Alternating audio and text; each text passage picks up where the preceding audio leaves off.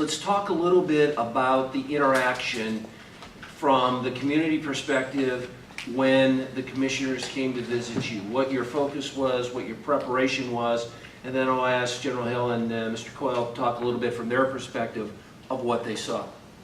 When General Hill spoke about the staff, the BRAC staff, that's exactly what we were doing. We were gathering our intel. We were investigating, evaluating, trying to understand again the work of the agencies that were located in Arlington, how we have worked together in the past, how successful that was, offerings that we could put forward in the future. And these were conversations with the agencies directly, how we can demonstrate the collaborative environment in which we operate. There was no us and them, there really has to be a we. And while there may be activities that are on post that are not for the purview of those of us off post, there still could be this partnership because we are one community. And that, living that and walking that and having that conversation proceed in that manner that we are one community really made a difference. It makes a difference still right now. Again, the state put forward and said whatever resources we can support and provide, you have them. We actually have a state BRAC coordinator who was hired several years into the process. All of the local communities have BRAC coordinators as well. And while we work on our respective jurisdictions, we cross borders. We're in meetings in one another's jurisdictions. We're talking about what can we do as a region. We identified 3 areas of commonality that were very important for us: transportation, education, and training. And we pushed, and we pushed, and we pushed. We got inside the doors. We had to break down a lot of doors. That was fun. No, it was not. We had to knock on doors, and we had to prove, and I'll say it that way, we really had to demonstrate and prove that we were a vital and viable partner to the installations and to the agencies. And for Arlington, it's more agencies and installations. We had to prove and demonstrate to them our value to them, that we could offer them something as well as receiving something from them. And once that trust was there, then we were really able to show some value and show the work and get the work done. But it really began by building the relationships and establishing those commonalities. But we had to do the walk. We had to do the work. It did not come easy. It still is not easy, but it's very much worth it. And that's the point. You have to understand and know the value of it. If you don't recognize the value of having them in your community or being a part of this whole, then you're missing something. Thank you, ma'am. From the 2 commissioners' perspectives, talk about your multitude of visits, okay. What you saw, what you heard, what worked, what didn't, what do you remember? Now, the process is, and again, it's such a fast-paced process. The staff, the BRAC staff, takes the recommendations and all that data that comes over from the department and checks it. We check their data, we check their dollars, we check their rationale. And sometimes, in all candor, the department data did not add up, or it had been skewed to the way the department wanted to skew it. And we checked that and we worked on the rationale. When the visits came, and you'll recall in my beginning I said that if a closure or a realignment affected at least 300 people, 2 BRAC commissioners had to go visit. So we began dividing all that up. And what would happen is the staff would go early for a day or 2 ahead of time. In most cases, the commissioners would then show up for public hearings. It's also important for you all to know the first time you get input, minus what Dr. Morris was talking about, that interaction between your guys and the staff, is when the commissioners show up. It is your only chance to tell your side of the story. The Department of Defense has never asked you one word, not one thought. They don't care about it. It is not part of the rationale, period. And they're very strict with that. And I asked why they did that, and the answer was because it would be too political if we got in the middle of that. We are now into picking and choosing and aiming And they said, that's your job, Commissioner. You are the political guy in this. The hearings went from everything from a very public hearing with hundreds of people and us sitting up on the stage as we are right now and answering questions for hours from community leaders and community people who are just involved to a small tour of the facility with a mayor, the base commander, and a few other people. It varied in length and depth of how each community went about it. But it has to be public, and everyone that testifies in front of the commission, starting with the Secretary of Defense, who was the first person who testified, you are all sworn to tell the truth and the whole truth. That's not exactly what they say, but that's, you take an oath to tell the truth. And the law stipulates that everybody gets sworn, which I found a very fascinating part of the issue. Okay? Mr. Coyle, anything you want to add from your perspective? Well, the opportunity to visit the bases is really important, because we found when we went to various bases that we learned things that we would have never learned from the Department of Defense. So it was very valuable to visit those bases. And as Thomas pointed out, first opportunity for the community and people on base, because people on base had been forbidden by the military department to speak to anybody before then, to make inputs. The range is tremendous. I've never traveled so crazily in my whole life. We went from big bases like Warner Robins to the most remote outpost in Alaska, where there's just a handful of people working, but in that little community, that was their livelihood. There was no other business, industry, anything. Some of these little places hardly had a general store. So very wide-ranging.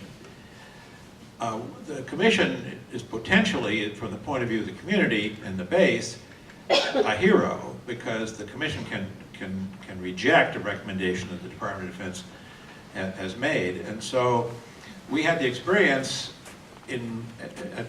at bases where there was very strong community support, that from when we got off the plane at the airport until we got to the base, say we landed at Macon to go to Warner Robins, both sides of the highway, roads, and streets were lined with people on both sides. It was an amazing turnout, very emotional to see. You should ask yourselves the question, if Warner Robins ends up on the list, would you be able to organize enough people? Unions were involved in that, the companies were involved, chambers of commerce, all people were involved. And they literally had people out there at 7 o'clock in the morning waiting for our plane to arrive and lining both sides of the street with signs saying, "Save our base, save our base." At one base we went to, the National Public Radio was under onslaught at that time also. And so we also saw signs that said, "Save NPR, save." But as powerful and emotional as that is, it's really too late. If you wait until the commission comes, the Air Force has already put you on the list, or recommended you to be on the list, the DoD has put you on the list, the commission has done a fair amount of studying before it ever gets here. So it's really too late. So you have to take advantage of the time that you have to deal with the issues you face. And we'll talk more about that. But the experience of visiting the bases is very powerful, but what happens then can often be too late.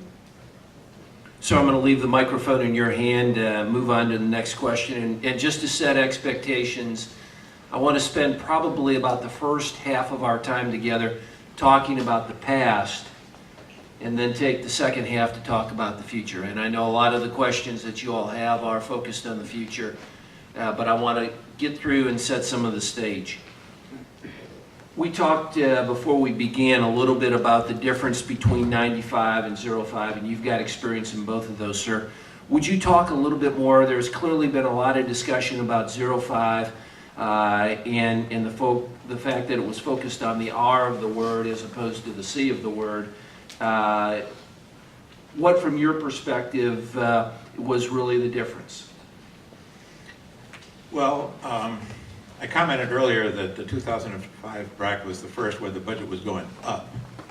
It was also the first where our military forces were actively involved in warfighting. They had not been actively involved, preparing for, but not actively involved in 95 and the earlier BRACs. And if there's a 2015 BRAC, that's going to start winding down next year. Our involvement in Afghanistan and Iraq is going to start winding down next year. And so 2015 will be more like the earlier BRACs than 2005 in that sense also, namely that the military is not so active overseas as they were in 2005.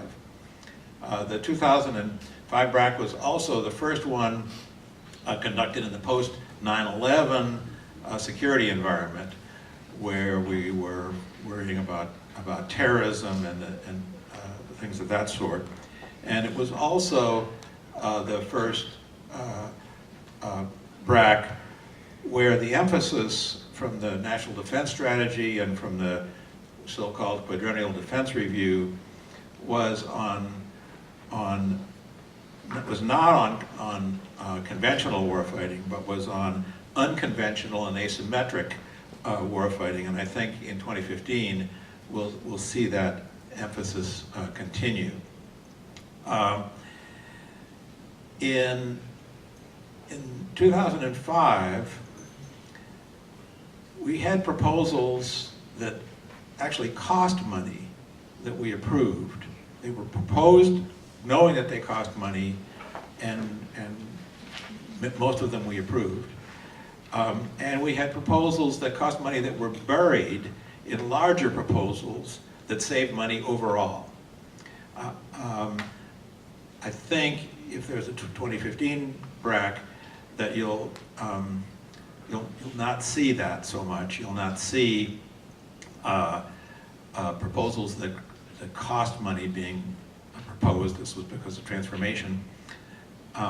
Nor do I think you'll see proposals that cost money buried in larger proposals that save money to the extent that we did in 2005.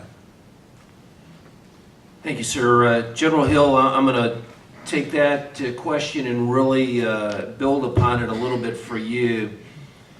If you go to 2005 and look at the final selection criteria, essentially military value is the primary and it's given priority, and then there's a series of other considerations that says how quick can we get savings back, economic impact on the local communities, and a couple other factors to include the environment. Those have remained consistent throughout all 5 rounds of BRAC, and as I looked at the language today for the proposed language for 2014, the criteria matched identically to what we had in 2005. So the wording, at least as it begins, looks the same. And yet the way that it was applied, again, using the comparison that Mr. Coyle just talked about, where we focused in one case more on realignment to meet the efficiencies that the Secretary of Defense was driving, as opposed to the reductions, albeit because of growth versus reductions. The criteria remained the same. It was the application of that criteria was different in how the results that you generated from that. Could you talk a little bit about that, whether that was a conscious decision within the commission, something that you talked about, that's just what came out of it? Your perspective, sir. The commission, again, by law, must accept the Secretary of Defense's recommendations unless they can find an overwhelming reason to deny them. We took an oath and we worked at it very, very hard to be as fair as we could in the process. From a personal level, I was very concerned, and I think all the commissioners were, because it all of those closures and all of those realignments really do affect people. They affect the jobs and the livelihood of people. We took that very seriously. I know that all of us did, and it came up in the discussions. The military value, in some cases, was overwhelming. In some cases, you had to, frankly, ignore that. I'll give you an example. The Air Force, for years, wanted to close Cannon Air Force Base in Clovis, New Mexico. For years. It was the #1 thing that the Air Force Chief of Staff wanted to close. Close personal friend. It's open today because I voted to keep it open. I voted to keep it open because I went to Clovis, New Mexico in the way that Phil just described. And I spent 2 days there. And I went to Cannon and I looked at it. And 2 things happened to me at Cannon in that particular issue. I knew that if Cannon Air Force Base closed, Clovis, New Mexico was going away. Not like Warner Robins. You have a much more resilient, robust economy here than Clovis, New Mexico. Clovis, New Mexico would have become Roswell, New Mexico. That was closed in the first BRAC. And I looked at that, and that became an emotional issue for me. Kept me up the night before the vote, all night long. Secondly is the community described to us, the 2 commissioners that were there, what we would lose if you closed Cannon Air Force Base. You would lose huge tracts of training area that were unavailable to the Air Force anywhere else. You would lose the ability for low-flying aircraft to travel long distances unimpeded by towns that only those remote areas of New Mexico had. You would lose that if you closed Cannon. So they made a very good case for the military value of Cannon Air Force Base. To this day, I bump into my peers who are now retired, and my Air Force buddies, who will get really unhappy with me over keeping Cannon Air Force Base. But it was the right thing to do. And so there was lots of criteria applied, and not all of it simple data. I know of no commissioner who just took data and didn't have other things play in his or her decision-making process. Yes, sir. Sir, just as a follow-on, in case you're on the 2015, do you like pecans and peaches? And what's your favorite scotch? Now, you can't do that either. I had a wonderful congressman ply me with that, and I still voted to close his place. In fact, I said to Lieberman one day, we were walking down the hallway, and he was taking me from Senator Lieberman to a meeting with Senator Dodd to talk about New London, Connecticut sub-base. And he was telling me about how great I was, and he was just blowing wind up my skirt ferociously. And I looked at him and I said, "That's all well and good, Senator, will you love me tomorrow?" Yes, sir. And he said, "I don't know." If I could, let me begin the transition then from 95 to today. And one question from the audience, which I think really, I would like to get all 3 of your opinions on this. Clearly, we have some challenges today with reductions in the defense budget, nearly $1 trillion coming out over 10 years, $487 billion from the budget cuts that have already been made, and then based upon the Budget Control Act of 2011, better known with the sequester associated with it, an additional $500 million coming out over that period of time. So the question from the audience is, if our current situation is based, and the current policies for another BRAC is based upon cost savings, then how do you justify another round of BRAC in this kind of environment where you're going to have the upfront costs that you will, and the savings will be generated somewhere down the line? And that's the point, what you just said, actually. It's the savings over the period of time. That's what the response is when we ask that question ourselves. You know, we have, and we do ask that.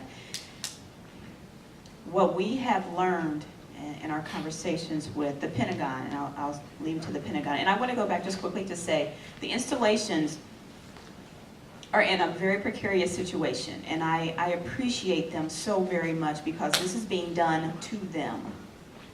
They were not a part of the decision factor. They were not able to say, hold on, hold on.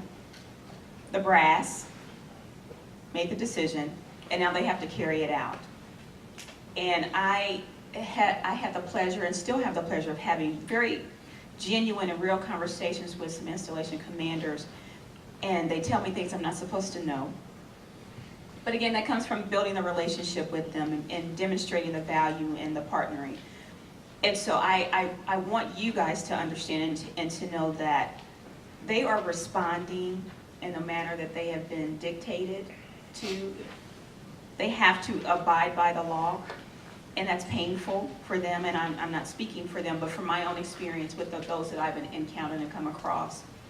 It is painful for them because this is being done to them. A decision has been made for them, and they have to comply with the law.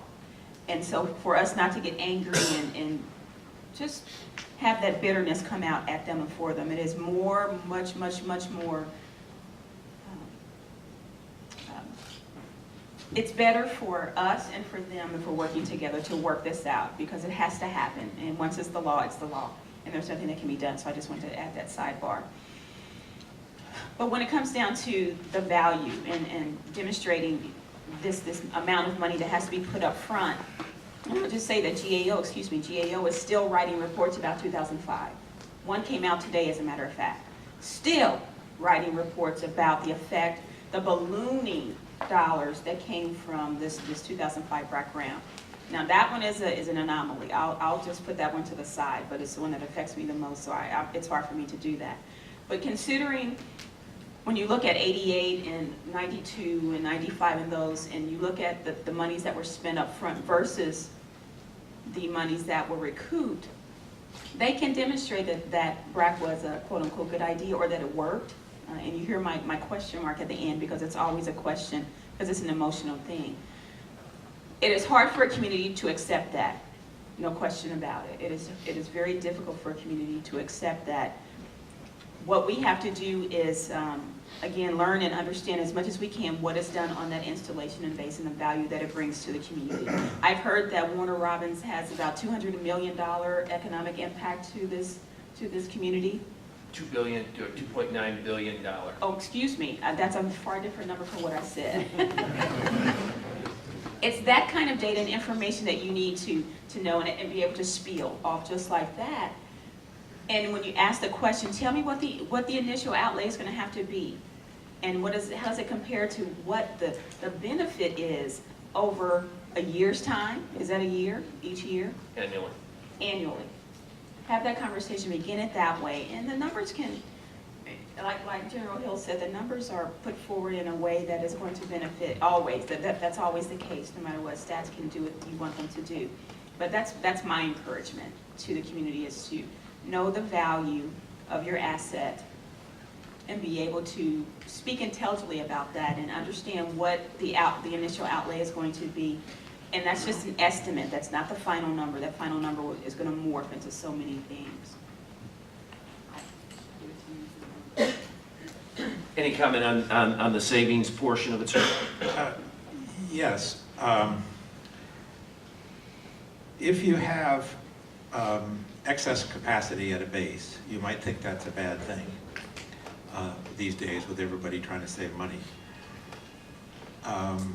Having excess capacity can be of great value, because it means you can absorb work that you wouldn't have been able to absorb otherwise.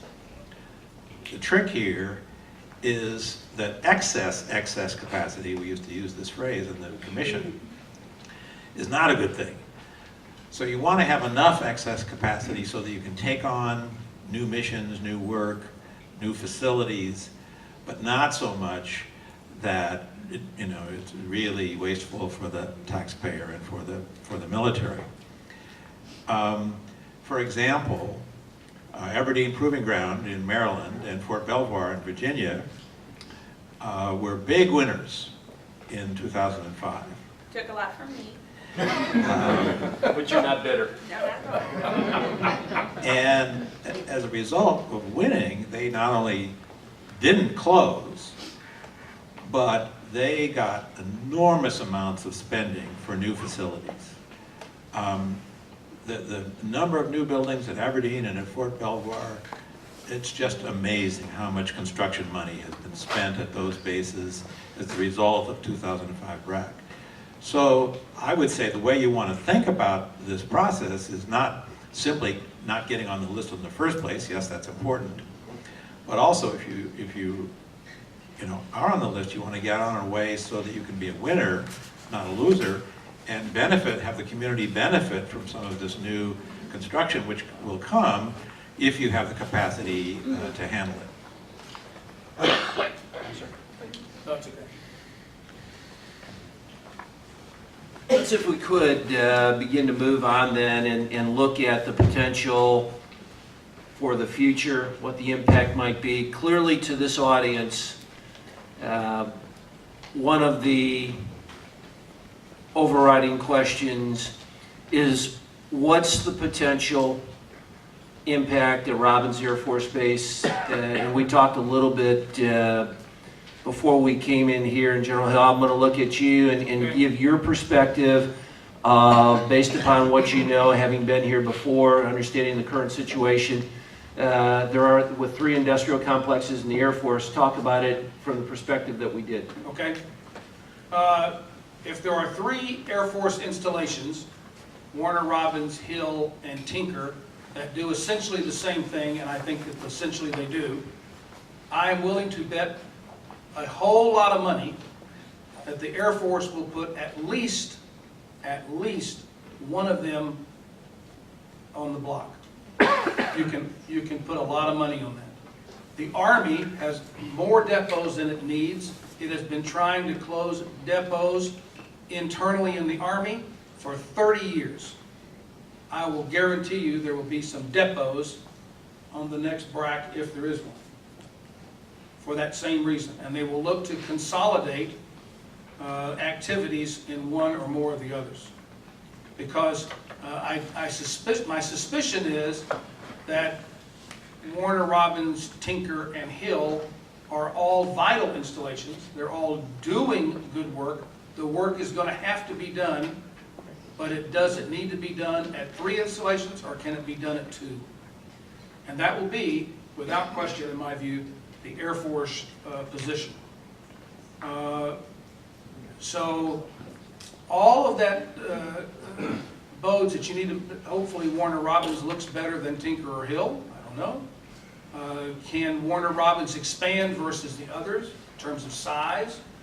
Does it have this excess capacity that Phil was just talking about? There's lots of those kind of questions that get answered. And it starts first with the service. And that's the key phrase. It starts first with the service. Sir, before you give up the mic on that, I'm going to expand the question a little bit, and then we'll let all 3 of you, or the other 2, comment on that. You talked about it from a service perspective. What if we expanded the conversation to a joint perspective in terms of how someone might approach the view? You could make the case, as was made in 2005 on many things, but I think that was a Rumsfeldism. I'm not sure that will happen in this next BRAC. Secretary Rumsfeld, at the risk of putting words in his mouth, I am convinced wanted a legacy, and the legacy, the good part of his legacy, he wanted to show that his ideas on transformation worked. So the 2005 BRAC was full of consolidations and joint consolidations. That's why you have Joint Base Lewis McChord, Joint Base Meyer Henderson Hall, Joint Base San Antonio. It was designed to have savings in terms of housing and all kinds of administrative issues, but you make them into one. I think that was, for the most part, a pretty good idea. He also had an idea that in joint cases, he could consolidate schools. Why do medics get trained in the Army, the Air Force, and the Marine Corps in different places? The reality is that all medics now are trained in San Antonio. There were some of those consolidations that made 0 sense. And the good news is that the BRAC staff could find some of them, and some of them we found on visits. Because all of that, just because it sounded alike, when you really took a hard look at combining them, it made no sense whatsoever. So in terms of maintenance facilities, could Navy planes be maintained at Warner Robins? Certainly. At the same time, can C-5s be maintained at a Navy installation? Almost certainly. If you transferred the knowing people from the Air Force to Naval Air Station, name it, you could do all that. The trick would be space. Do you have to build new facilities, as Phil talked about? I think there'll be much less of that this time because of the fact that we all knew that that was going to cost a boatload of money. We knew going in, for example, and we approved 90%, at least 90% or 95% of Army recommendations. We approved them in 45 minutes. It was so well done, it just went like that. And we knew that it was going to cost $5 or $6 billion because it all made good, logical sense, and it wasn't going to save any money. But I think that Phil's point is well taken. That ain't going to be the case this time. I don't believe it. Comments from the two of you as well on this? I want to speak to the issue of starting now. While this is a BRAC forum, and we are certainly speaking about BRAC, I want to raise it. I want to go above BRAC and speak to DOD adjustments, period. What you need to be ready and prepared and equipped for are any decisions that DOD makes related to adjustment, transformation, whatever the term happens to be at the time. BRAC is one vehicle by which DOD transforms its structures. We're seeing things going on right now. These terms that are being thrown around are very evident that things are happening. But my point is this: knowing who you are, and that includes the installations, it includes what's happening on the installations, it includes the value of the installations, it includes understanding the capacity of the installations to grow and or the capacity for them to be reduced.